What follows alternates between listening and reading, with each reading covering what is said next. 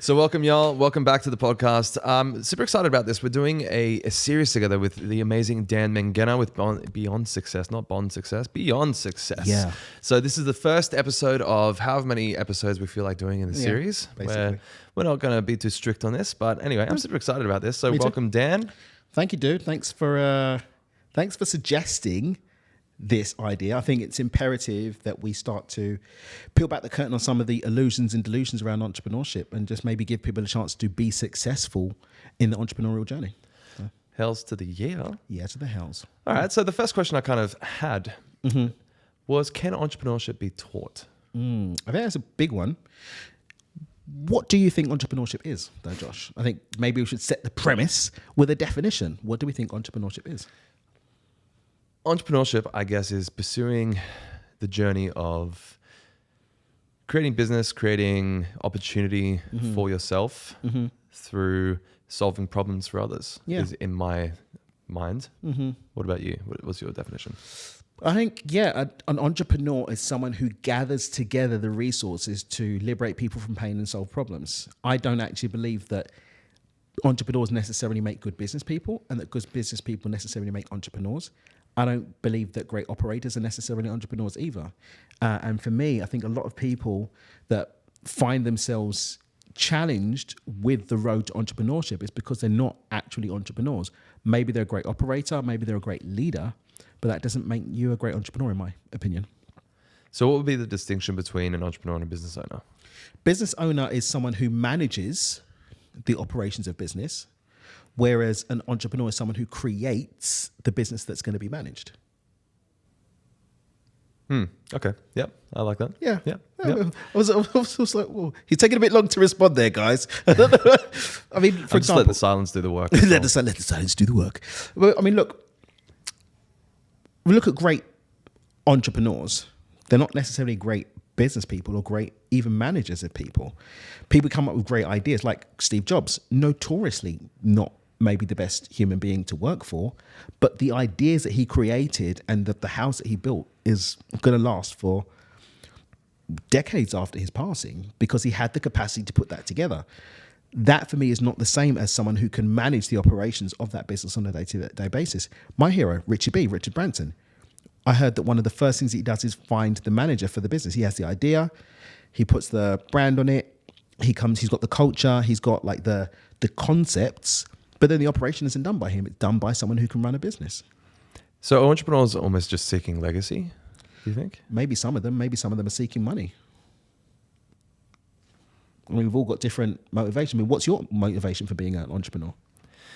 I want to create things that last. You know, I was reading, I'm not sure which book it was in. Maybe it was in Subtle Art of Not Giving a Fuck or something, where he says that people are generally seeking legacy, and that's why even buildings exist, why companies exist, is because people almost are afraid of death, and they want to have their legacy and the continuation of themselves for future generations. Immortality through an idea. Yes. Okay. Yeah, I dig that. I mean, legacy is something that I've sought and I'm pursuing through the philanthropy side of things. The Mangena Foundation is all about legacy. But my entrepreneurship is about freedom to just do what I want and nobody be able to tell me what I can and can't do. It's freedom. Yeah, I think when I first got a taste of freedom, I was like, I'll never go back. Like, I've had 2 jobs in my life and I couldn't do the job thing now. Yeah. Someone tells me when I have got to be at my desk. Even in terms of my entrepreneurial journey, whenever a business starts to get to the point where it's trying to control my time, I either find a way to cut it or outsource it, and that's it. Well, then you really become a manager of a business, right? Yeah, I'm not interested in doing that. It's one of the reasons why I don't really coach that much anymore. And if I do, I only really do it like with the VIP day or something like that, or VIP weekend, because I then have a job. I have to show up every week for someone, every month for someone. It's like, then I'm not free. Do you still find fulfillment in coaching? Yes, Yes. I do. But it has to be on my terms, basically. But I also find that I don't have the capacity to show up and give the best of myself if it's not on my own terms. Like if it's, I have to do it or I have to do this and I've got this scheduled thing, it's like, yeah, but then my heart's not in it as much as when I'm excited to sit down with someone for the day or for the weekend to map out like the 7-figure map or the 8-figure map or whatever, or to map the money DNA, whatever the thing is, like I'm really excited about the prospect of doing that. So I even like for friends, like friends need help with something, like let's sit down and do the thing. That excites me. Yeah, and you've been a huge proponent for me with those things as well. You know, like when I've been stuck in business in different areas, it's, hey, Dan. But I get gist off that. Like I really enjoy it. Yeah. And I think that's an important thing as well. It's like, for me, entrepreneurship, for me personally, entrepreneurship is the capacity to take things that bring me joy and leverage that joy to bring value to others. Right. And I know that you've had multiple businesses and you've created and lost it. So can you give a bit of an example about the first time you made your first million? Yeah, first made my first million. I think the thing with that one, I want to make sure people understand, it's making money isn't as important as being able to keep money. So it's like you could create as much value as you want, but if you don't have the systems, the frameworks, and the structures to actually keep it, it's really all for naught. And for me, I was very young when I first made money. I was like 19 when I first made a lot of money. And I had the arrogance of youth. I didn't have mentorship. I didn't have guidance. It was offered. I didn't accept it because I thought I knew everything. And of course, that meant that money didn't really last very long. It's like, well, you haven't got that license. Hello, Mr. Mangena. We will take everything. Thank you. And that was the end of that story. But for me, I think that loss and the lessons of loss are some of the most powerful aspects of the entrepreneurial journey. But importantly, it doesn't have to be your own lesson or loss. It could be somebody else's pain point. And that's where coaching comes in. When I get to coach or mentor someone, then basically they get the advantage of how old am I now? I started my first business when I was like 8 or 9 years old. So you're getting like 30 years of fuck ups, basically. You get to leverage those and bypass the pain of that in your own experience and learn the lessons of it, right? So I think, pain is great. It doesn't have to be your own pain, basically. That's what I would say. And do you kind of think that some people are just born with the entrepreneurship gene, or it's something that they develop later, or what is that for you? I mean, based on what we've been discussing so far, I would say that maybe some people have some of the skills that would lend themselves to entrepreneurship, but that doesn't necessarily mean that it will convert to entrepreneurship. And there are some people that maybe can bootstrap an entrepreneurial journey, but not necessarily have the natural talent. What about you? What do you think? When I first started, I started working when I was maybe like 8 or 9 years old. So I was working at the Chapel Theatre in my hometown, which is the cinema, right? So every Saturday I would go down and I'd clean up after the last movie and I'd sell tickets to the movie. I'd help in the where you sell the drinks and that sort of thing, the popcorn, and I'd get free tickets for that. And that was my first taste of having a job, right? I was providing my time for something in return, which is free movies.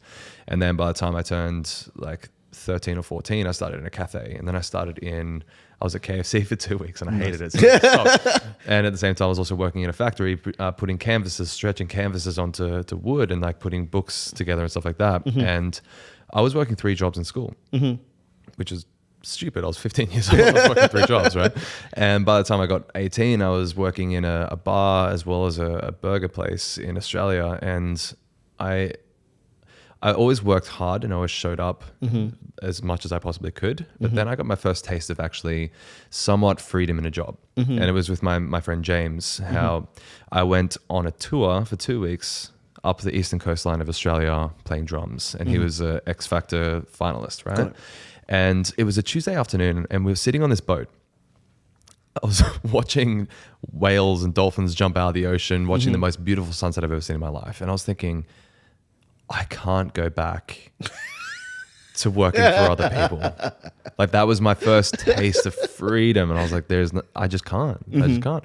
And I remember we were driving back to Brisbane and the tour had finished and we had this chat and I was like, I am going to give him my 2 weeks resignation the day I get back. And he's like, yeah, man. And I didn't know how I was going to do it. I had 4 weeks of rent saved up, not food bills, just rent. And I'm like, here's my 2 weeks. And I was like, I need to start my own thing here. So I had this thing where I was going to become a full-time musician within the next 4 weeks. Pretty advantageous as a 18, 19-year-old or whatever I was. And surely enough, the next week I had my first residency and was paying more money to perform for 4 hours than it was paying me to work every single day of the weekend and also some days during the week. And I was like, I just had my first taste of freedom. So my threshold became higher. So I was selling less time for more money. And then that started to produce the idea of, oh, wow, I can actually start to make more money. And on my own terms. That's crazy. So that was kind of my first introduction to it. And now it's, again, the threshold has gone up. It's like, oh, I can make more money from less time. Yeah. And that just keeps happening and happening and happening. So I think for me, it was definitely skills that I developed along the way that's started to produce entrepreneurship and business ownership and that sort of thing. But in the beginning, I don't think I was built as an entrepreneur. I think it's definitely a lot of trial and tribulation and mistakes and learnings and opportunities of growth that have created it for me. So for me, I don't think it's necessary that you're born an entrepreneur. I think you can learn the skills. So on that note, do you think that courses on entrepreneurship are worth it? I don't know if courses on entrepreneurship are necessarily worth it, but it's definitely important to spend time around successful entrepreneurs and to learn the core skills that align with you in terms of entrepreneurship. I mean, one of the things when I talk about my Money DNA teaching, right? It's that no two people are the same. So no two people's core skills around entrepreneurship are going to be the same. The core skills that people bring to that process of creating value and creating the infrastructures or the idea or the concepts that are going to lead to that value creation are going to be different from person to person. So like even one of the pillars of one of the 5 pillars of Money DNA is vehicle, right? And what that shows is what we learn through the vehicle aspect of Money DNA is that every single one of us has a unique vehicle that we can use to actually create that value. So my primary vehicle is something around creation and dynamic creativity. That's where my skills lie. I don't necessarily have the interpersonal. I don't necessarily have the intuitive timing and structural that way, or the systems development, but I do have the creative. So what I can do is I take the creative, I do have some problem solving, I do got quite a bit of problem solving, and I bring those together, and then I bring people around me into that structure. Now, once I understood that about myself, I can then go and further develop my skills around problem solving, can go and further develop my skills around creativity and practice those skills. Therefore, doing courses and learning and investing in myself to strengthen those skills, and then to strengthen the connective tissue and bringing those skills to be able to communicate with other people. That's why like the course I did with you was so amazing with you and Diana's, because learning those core skills about communication and being able to convey a message. Otherwise, you can have the best skill in the world. You can invest in having the best course in the world, but if you don't know how to communicate that to the people around you, then you're not going to be able to build that collaborative environment that's going to lead to those skills actually turning into profitability. So I would say courses, yes, but within context. Courses that develop your skills that strengthen, enhance, and expand your Money DNA so you can be more effective and that you can communicate that with the other people in your team, the other people in your network, the other people you're collaborating with, that I would say is worth it. Yeah, I always find that I find courses at the right time rather than just trying to absorb courses for courses' sake. Yeah. I think when you begin, you don't know where to start. Yeah. So start anywhere you can, I guess. But in the beginning, find whatever kind of resonates the most and then build on those specific skill sets as you get better at it. When I first started learning public speaking and communication, it was just in general. It was, I don't know how to speak properly. So here's a course on general foundations of speaking. And I was like, okay, great. And then I started to learn things from stage. And, the amount of persuasion that comes from that is next level scary, but it's incredible, and it gets this deeper is the and deeper joy and deeper. that you're looking for. You want to buy my course. But I mean, for me, it comes down to this, like the intentionality that you bring to the process of value creation, the self-awareness that you have of what you can bring to the table, and the capacity to work with others, whether it's as a partner, whether it's as an employee or a stakeholder or a contractor, whatever, to communicate their roles to them so that you can work collaboratively to get to the finish line. That's what it's about. And any skills that you can develop to strengthen those abilities are going to get you to the finish line. If you're just doing courses for the sake of doing courses, specifically from people who have no experience with entrepreneurship or those core skills that you're talking about, waste of time. There are a lot of people selling. One of my mentors that I worked with around writing. I write for Entrepreneur magazine, and he supported me in the journey to write for Entrepreneur, and I write for other magazines as well, using that as an opportunity to convey my message to the world and to share value. And he actually wrote an article, shout out to Kamanzi, by the way, Kamanzi Constable. He wrote an article that there are more business coaches in America than there are business owners. That's fantastic. It doesn't surprise me. Right. It's like the coaches coaching coaches. Yeah. To me. And it's like, bro. Now, for me, a mentor takes you where they've been. A coach holds your hand and takes you to where you want to go. But they should at least know how to do that. Yeah. It's like Mike Tyson's coach probably couldn't go toe-to-toe with him in the ring. No. But he built Mike Tyson into the beast that nobody could go toe-to-toe with in the ring, So I think it's important that we apply discernment with where we are investing our time and energy as well as our money in terms of what we're learning, and that there's a deep intentionality in terms of what that's leading into. And the intentionality, kind of, you get better at it, as you go through more and more of it and find what works for you and what doesn't. I've not wasted, but I've spent money on courses that didn't help me at all in the time where I thought it would. So I've gotten better at. You've got to have intelligence as well as wisdom when it comes to learning knowledge. You can get knowledge without intelligence. You can pick the wrong person. Just because you want to take the shortcut or something like that. So I think as you start to take more courses and you start to get more coaches and accountability and stuff, you start to filter through the ones that are actually relevant to you in that moment. Like, I recently signed up to a program and I was like, I didn't know if I could even afford it. And I was like, I'm so happy to do this right now. It's not like an issue in the slightest, because I know that it's the exact right thing for the moment. And have you experienced that before, where it's like, you don't know if that's the right step, if you're able to do it, but it's exactly what you need at the right time? So I always try to get something from everything. Yeah. There's been times I've invested, I do multiple six figures a year in my personal development I spend, right? And not everything's been a hit, Some of it's been, really? Really? you feel okay with this? Like selling this? But I know sometimes because, I'm a bit public with my business or whatever, and so people kind of know to some extent that we do pretty decent numbers, especially now we finally got our 2 Comma Club award, congratulations, by the way. Certified multi-7-figure business. So, there are vultures out there that have been like, I've got a 5K program, I'm going to sell it to Dan 1-to-1 for 40K. And Dan, being the person who always pays for the most expensive thing, right? I never go for the cheaper option, I goes for the more expensive option. There's blatantly been times when I've looked back afterwards and I've been like, this person never sold this for 40K. They were like, they found someone that they could try pitching a 40K offer to, and there was more value in their 5K offer. Right. But there's an energy exchange piece behind it that I believe the reason why I can charge multiple 5 figures and even 6 figures to people for what I do is because I do actually spend that. Like, I'll drop 100 grand on a course or a mastermind. Like, I've done that. And so there's an integrity that I bring to making the offers at that level because I do actually play at that level.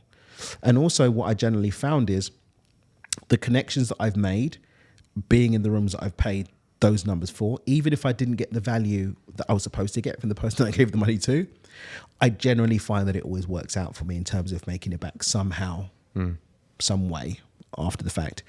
Also, one of my Danisms is that I don't believe that God ever shortchanges. So nobody can cheat me out of money because the balances are always, the books are always balanced out, and anything that I put out always comes back to me. Maybe not from the same place. I might not get the value from that person, but if I've put it out, it'll come back from somewhere. Yeah, Ellen Nightingale actually says that in The Stranger's Secret. It's like you get to the amount that you give, and it might not always come from the place that you give it to. It always comes back somewhere. And I've actually noticed that, when you put out value into the world to people, even just like helping people out, it comes back to you in some weird way. Like, Look what happened to you today. Like, you made a nice tip yesterday at the restaurant when we went for dinner. Oh, that was so strange. And then like you found hundreds of dollars in your pocket. Like today is like 5 times what you tipped. Yeah, like, that's so strange. It's like, oh, yalla. Yeah, I was like, where did this come from? Thank you. But yeah, but I think there's something to that. And even as people go onto the entrepreneurial journey, if they're focused on delivering value more than even the legacy, for me, more than even the freedom, for example, if you focus more on how can I touch more lives today? How can I transform more people's lives? How can I liberate more people from a space of pain? How can I take people to the next level of their problem that they're seeking a solution for? If you focus on that, what you want is always going to come back. I've actually noticed that so much in my sales process recently, where in the past I found it so difficult to be able to do sales, because for me, I always had that sleazy feeling like I'm just trying to take money or something. Like I wasn't trying to take money, but I was trying to express the value that I'm giving. And now I've just completely flipped the script to how can I actually help this person? And can I even help this person? Because in the past I can sort to everybody because I can help everybody. But then it's like, actually I can't. So let me see if I can genuinely help you. And then if you can, then here's the investment. Let's get to it. Let's do it. And flipping that script to who can you help? Genuinely, it's selling and serving. Yeah. And one of the most impactful things I found in entrepreneurship across the board, again, I'm 39 now, so we're talking a good 25 years plus in entrepreneurship. That's crazy. Right? Amazing. Like I was building computers when I was 13 years old. Like I had a tuck shop in my teens. Like I've been at it. And seriously, like the more that you focus on giving to other people, the more you focus on how can I deliver value to other people, and the less that you think about you and what you're getting out of it, the more you get out of it. Time and time again. That's releasing expectation. Yeah. Yeah. That's that one. So, entrepreneurship, Mr. McCartney. Do we believe it's a natural skill? Natural? I don't know if anything's a natural skill, as opposed to you have to show up and be there throughout the process. Matthew Said, or is it, who's the 10,000 hours? Bounce. Matthew Said wrote Bounce, I think. Not sure. Yeah, Bounce. Matthew Said, I'm sure of it. If we're wrong, correct us in the comments. Please. Engage. But yeah, I think one of the stories that he told in it, have you read Bounce? No, I haven't. It's a great book.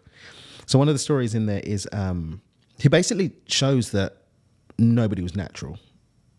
Basically, he's like, even Mozart, he was tinkling the piano when he was 5, but he only really started to create pieces of real musical value when he was like 15, 16.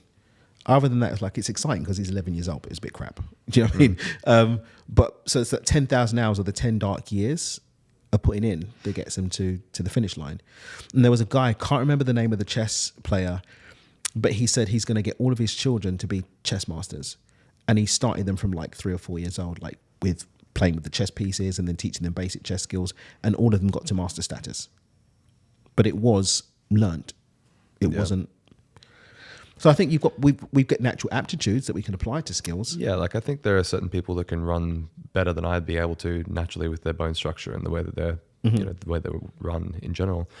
But if they don't show up and run, then it doesn't really matter. Yeah. Like I have a pretty natural ability to learn what I'm interested in, but I still need to go through that process. Like I was explaining this to you just yesterday, where when I start to learn something new, I obsess. Like I can barely fall asleep because I'm running over the things in my head. And now that I've learned memory techniques, it's properly saved in my mind for me to go over and get obsessed even more by it. So I find myself dreaming about the things.